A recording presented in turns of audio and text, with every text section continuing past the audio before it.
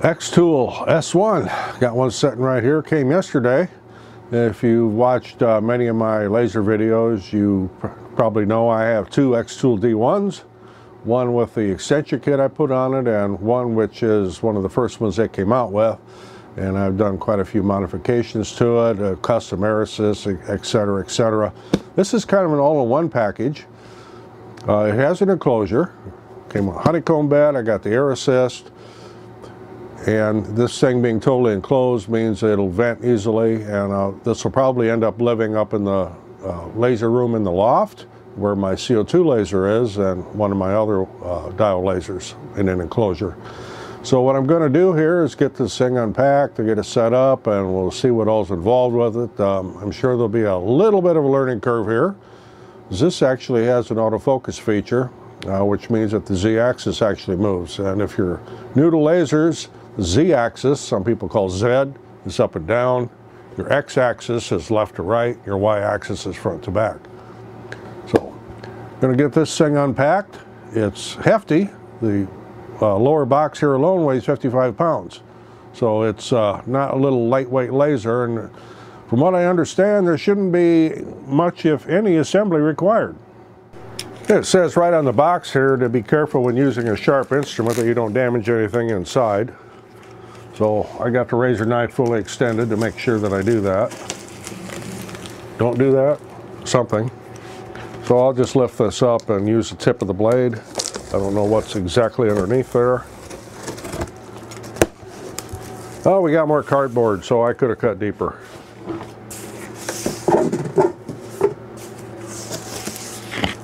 This is, of course, very well packed. It'll be interesting getting this out of this box. Cardboard on top.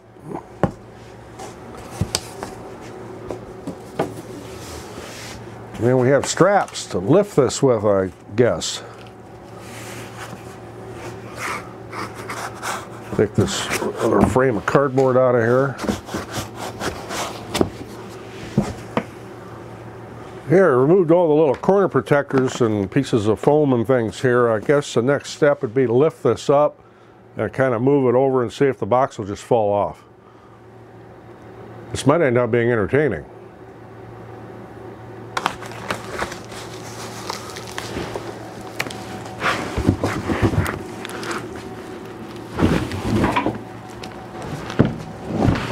Well, that kind of sort of worked. I just didn't have enough clearance for the box to fall off all the way.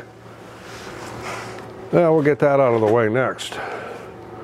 It's a very unique packaging. I'll have to say I've never run into anything like this before. Okay, you got a Velcro going on here.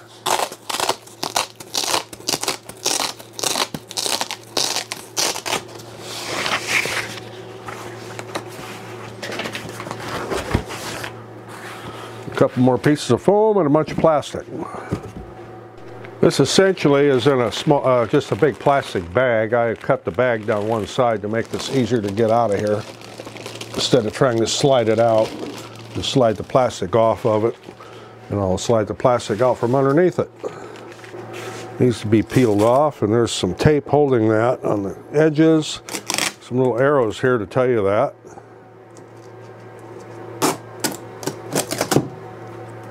And on the front.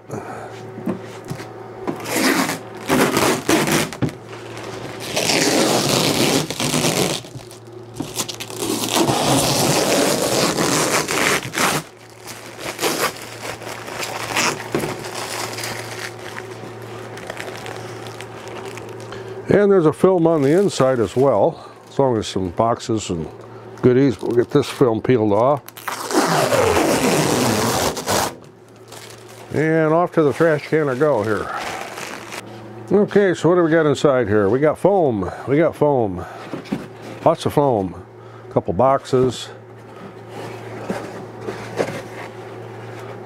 Don't just grab foam and throw it away. There's things inside. So we got a USB cable. It's a USB A to C.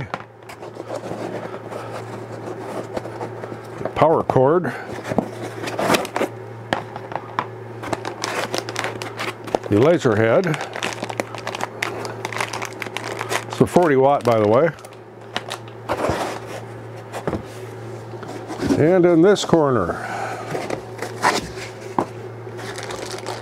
We have the power supply. That is really in there.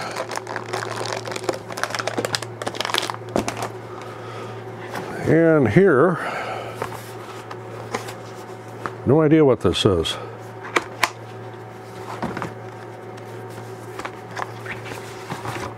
Ah, user manual. And some ideas. I like ideas. And in this box, we have some sample materials to play with.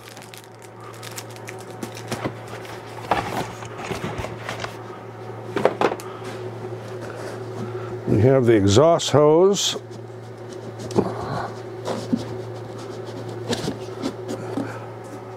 And I'm going to have to go get me an adapter because my exhaust hose is 4" and this is 3" or thereabouts. But we'll make that work. Another little box here. What we got in this one? Got some grease. Neat little box here. Spare lenses, spare screws, little alien driver. Couple of, well, I don't know if that's a flash drive or just a USB plug a hole. Guess that's what the manual's for. We'll find out. Ah, but wait, there's more.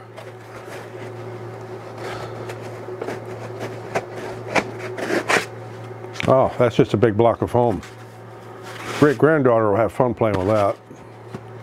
Well, we do have something down here in the bottom. A little box.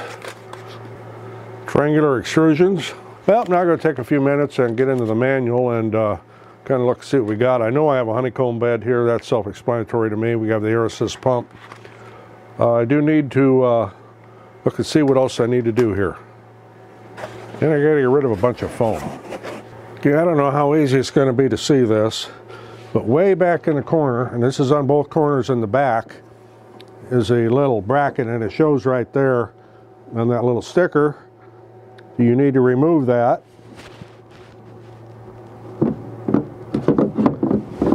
Let's see if I can't get a better, I don't know, maybe you can see that back there. It's hard to show that, but anyway, there's a sticker back there, a bracket you need to take off. You need to do it on both sides. And it looks like this when you take it out. Okay, once those brackets are out of there, you can pull the carriage forward.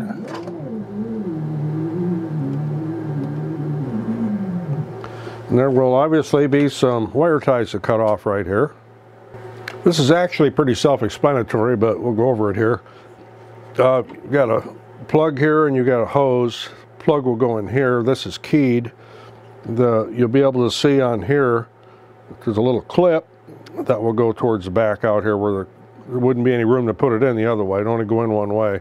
So do it carefully though. Make sure you don't bend these pins because you'll have a hard time straightening them out if you do. The air hose will connect right here. And you see on the back there's a little stud that sticks out. There's a little keyhole slot on the back of the plate right here, which is probably impossible to see black on black. Then there's a couple mounting holes in the top. A couple screw holes there. We'll be putting a couple screws in there.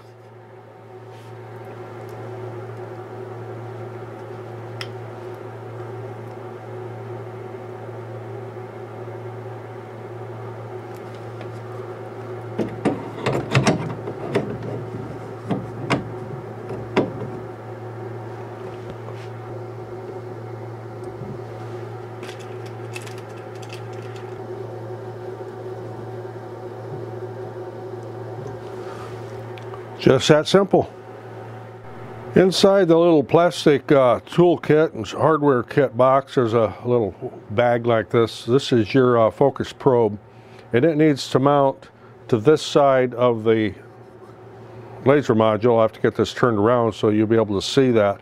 This is somewhat fragile, so handle it carefully. You'll see right here on the sides a little spot for this to go. It's got a little prong that sticks out. Be careful you don't break that. This looks like it's just held down with magnets.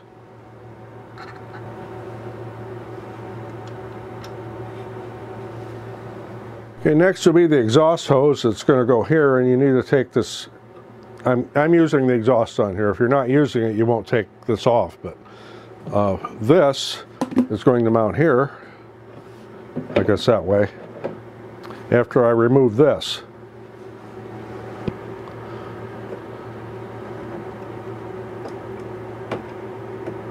And I'll be using the same screws to mount it back on there with. Come on out of there.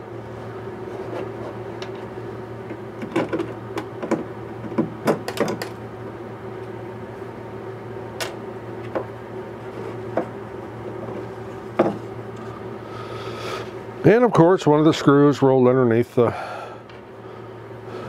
laser. That's okay, we can deal with that later. So this will go in here just like so, and those screws will go back in the holes.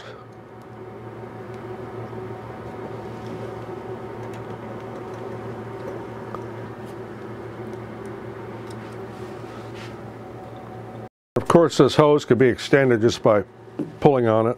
It'll stretch out. I'm going to leave it compacted here for the moment. On the right back corner is an emergency stop button right here. If that has to be pressed in, and it will be from the factory, turn it to the right a quarter turn and it'll pop right back out, and that resets it. Now right down here, your power will plug in there. There's your power switch.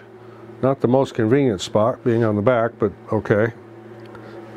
And they give you these little plugs here, and you're supposed to put one of these plugs in there. Okay.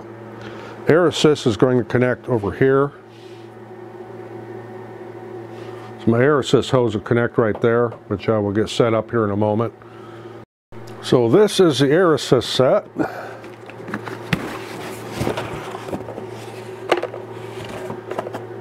Comes with some tubing. USB connection. These are air filters. And of course the pump. And a little instruction book.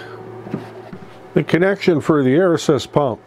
In the back you'll see there's a connector right there like so, next to a little power jack if you weren't going to power it this way. The other end of this, we'll go over here to one of these auxiliary outputs. I'm going to use the one right next to where the air assist hose goes in, which is the top connector, of course. And you got to put it in the right way. There we go. So air assist is connected. Next will be the connection for the computer. It's a USB-C in here, right below the power cable, and above where you put that little plug in, blank in. That's where this is going to go.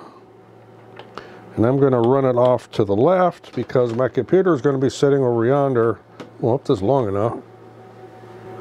Change that. I'm going to have to run it around to the right-hand side because it's not long enough to reach my computer that way.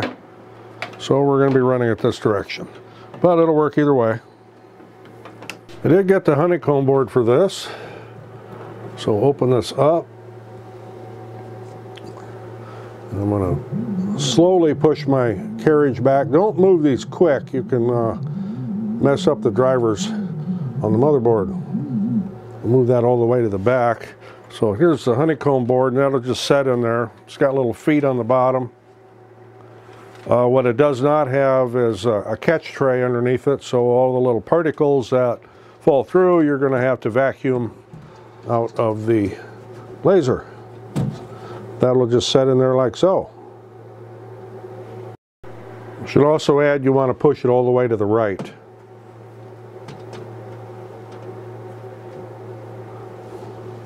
And the back. So you want it to the back and to the right.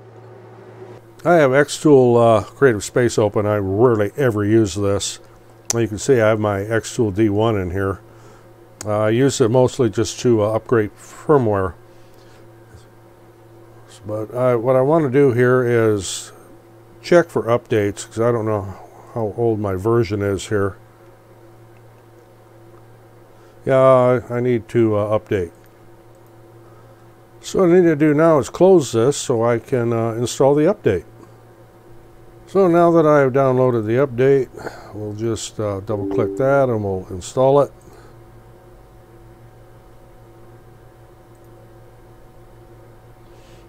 We'll finish and we'll run it. Yeah, you got to agree to the EULA.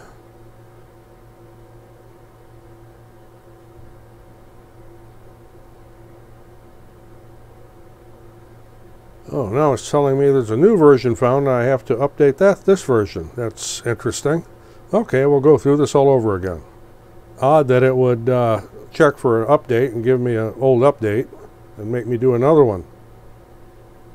Well, next I need to get my laser turned on, I guess. Okay, so when I connect device, right now it says xTOOL D1 because that's the last thing I connected here. Click on connect here, and there it finds the xTOOL S1. And I'm switching device or reset parameters because I guess you can't have more than one laser on here at a time. So I'm a little bit rusty with Creative Space because I haven't used it much. New firmware found for this, so we need to update the firmware. Always do that. We'll hit update here. And don't disconnect anything while firmware is updating. Just kind of be patient there and let it do its thing. And it may move around and do some things. Okay, once it says it's completed, just click on confirm. And so now we are connected in Creative Space. So what I'm going to do next here is set this up in Lightburn because that's what I'm most familiar with using. I understand there's a couple features that won't work in Lightburn that work in Creative Space. But as I said, I'm mostly familiar with Lightburn because I use it so much. So let me get Lightburn opened up here. I know I can't be connected to two different softwares at the same time.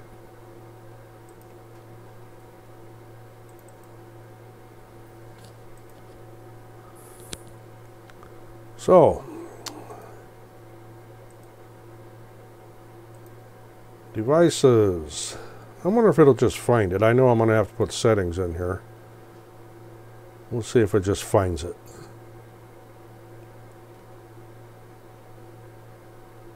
It did. It says it's 10 millimeter by 10 millimeter. And it's giving me a Gerbil M3, and I know that's wrong. So we're going to go here, name this.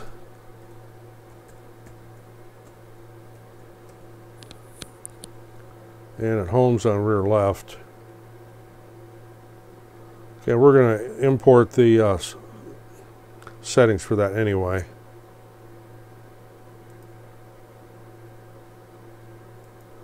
So import, if you go to, I'll have to get this on the network, but you go to their website and you can download the Lightburn configurations for this. I want this one right here. Comes up in Chinese. Cool. Click OK. Come down here and go to the S1. I'm going to have to rename that now. I don't want that in Chinese. And it did connect.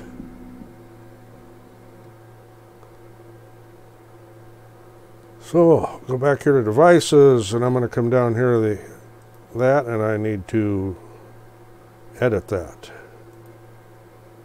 Gerbil. USB. Let's take that off of there. Okay, it's 508 millimeter by 390 millimeter, so I thought it was 498 by 319, but I guess we'll find out when I do a check on it. And there we go.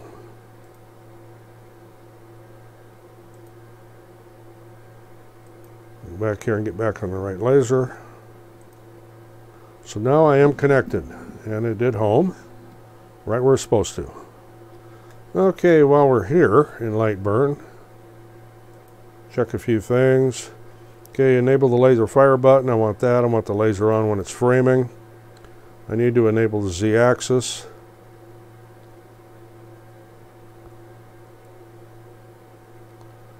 I'm not going to fool with pointer offset, and we'll check the working size here again later. And return to finished position.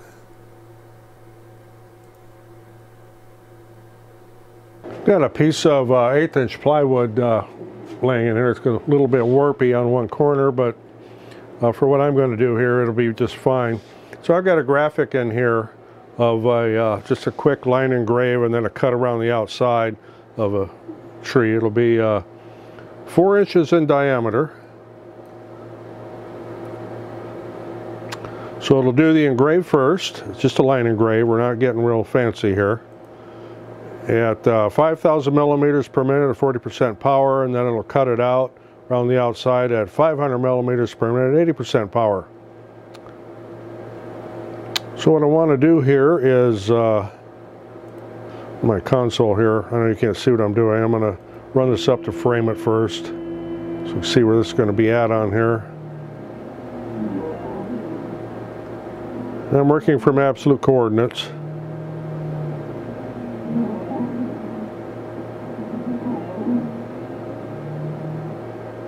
Now I want to focus, so there's a little button in the macro in here for detect. Little probe will drop down, and it'll go back in the back corner, reset itself. Back out, it's ready to go. We'll start. Looks like I'm a little hot on my engrave. So I'm going to stop that, and we'll set up something different. A little hot on that. Okay, did a little bit of resetting here. Camera over a little bit. So now I changed it to 8,000 millimeters per minute, 30% power. I've done my framing here. I need to go and do my focus.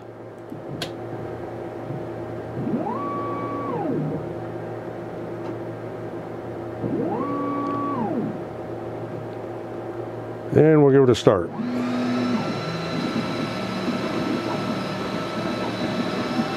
But it still seems awful hot. Checking, the air assist pump did come on and the fan came on for the exhaust. And I do have my blower running, so it is taking everything out. Boy, that looks way too hot. Yeah, we're going to stop this and turn that heat down some more. I could have done it while it was in motion, but I think we'll reload here. We'll send this back home.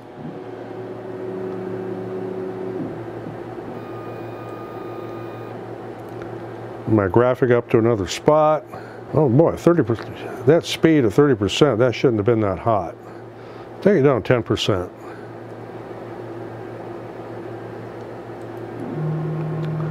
Frame this now. It's in a different spot. Yeah, it's going to go right over the top of my little one here. That up a little farther. Okay, go back up and do the focus again. Oh, missed the material, so that isn't going to work. And move my graphic over. Let's frame that over there. Oh, we'll do the focus again.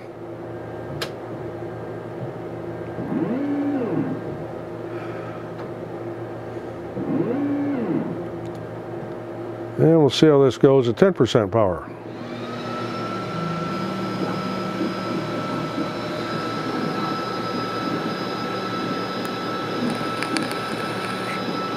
Total engrave time for this little test thing here is 2 minutes and 4 seconds.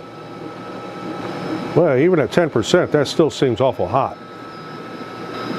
Don't stare at that beam unless you're putting, I know there's a shield on there. Don't stare at that beam unless you're going to put some safety glasses or goggles on.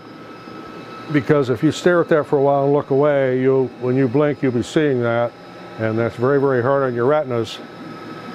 Just a little safety tip there. Check your eyesight. Okay, this is the cut, which makes a tremendous amount of smoke, and I can see my vent through the door, through the window on the door, and it's pumping that smoke right outside.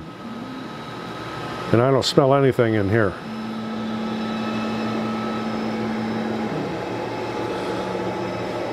So let's see what we got here.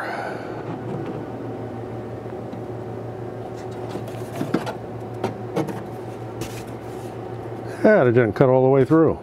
So there's what I just made here. Like I said, it's just a quick test and my first use with this. So yeah, there's going to be a little bit of a learning curve. This laser is a little different than all my other ones. It did not cut all the way through in one little corner there, but it was almost all the way. I don't know why that was. Maybe something in the plywood. So now I'm going to try the same file in Creative Space, which is something I haven't used in a long time. So we'll see how that goes. Running another one here from Creative Space with really different results. So I'm going to have to go back into Lightburn and reanalyze what my settings were, because this one came out much better. It did engrave and cut over an area that I had already messed with a little bit. Put this up here.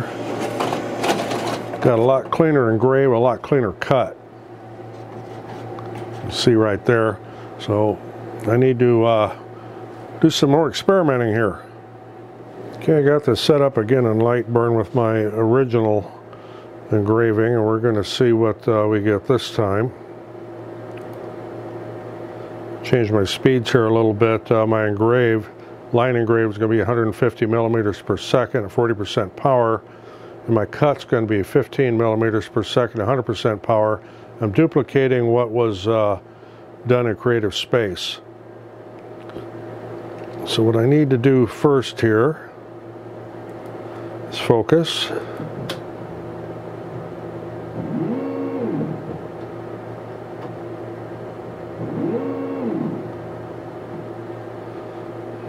We'll hit start.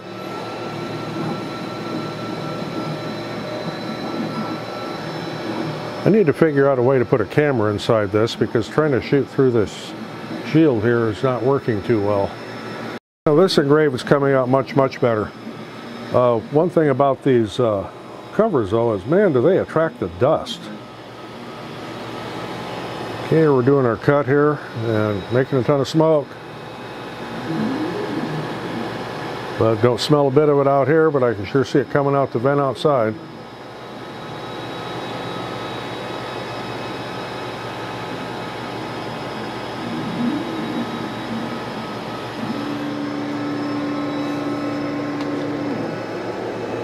Now I'm going to give this just a second for the rest of that smoke to clear before I open the cover.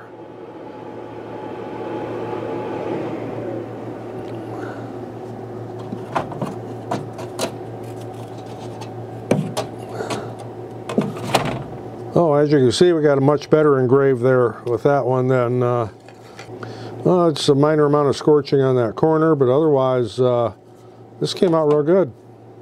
So there we are, got the new toy here, the S1. Oh,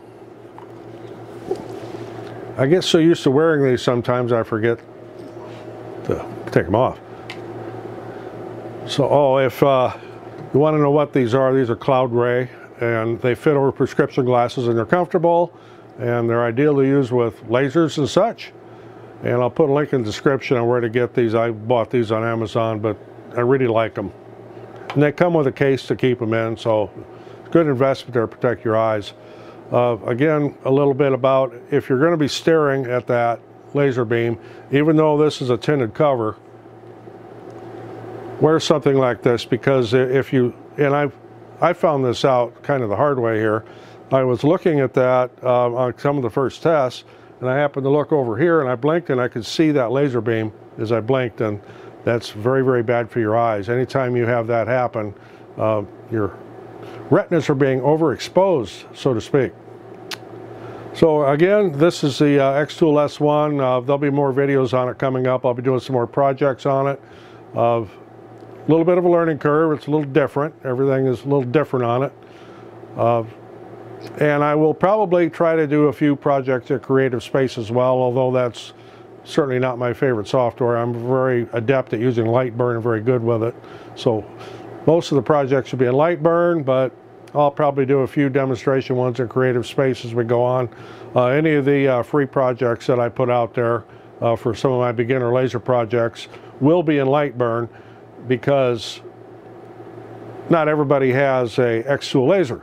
And I like to have my files to be used by anybody with pretty much any brand. And Lightburn is pretty much universal for all the different brands. So The beginner laser projects where I offer free files will be done in Lightburn. So if you're kind of a subscriber to those, don't worry about it. You'll still be getting it. Again, so far so good. Learning curve. I did the startup on it. Didn't edit out any mistakes. Or I'm not going to edit out any mistakes. I'll leave them in there so you can see what not to do. So if you got anything out of this, appreciate getting a thumbs up. Always helps the channel. I'll put a link in the description on where you can get one of these from MakeBlock. That's xTOOL. I'm Roger in the shop. Thanks for watching. See you in the next one.